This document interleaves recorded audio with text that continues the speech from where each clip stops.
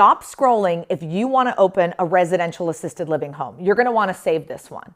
How do you open a residential assisted living home? Well, the first thing that you need to do is find the home. When you're looking for a home for residential assisted living, we're focused on the right demographics.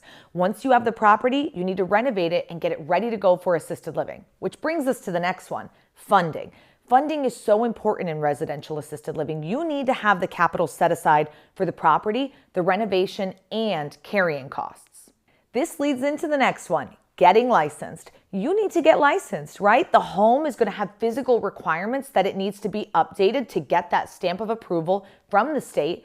Then you're going to go into hiring that licensed administrator who will hire your licensed caregivers so that they can run the day-to-day operations within the home. Step number 5 is marketing the home. You really need to start marketing right away, but at least start at this point. We've got to fill those beds. So marketing the home and building those relationships is going to be a number 1 key. And then you're ready to welcome new residents. When the residents come in, it is the most joyous day of all for a brand new residential assisted living owner. It's such an exciting moment. The hard work is about to pay off. Step number 7, repeat, because scaling in this business actually makes it easier. 3 homes within 20 to 40 minutes of each other is the way to go.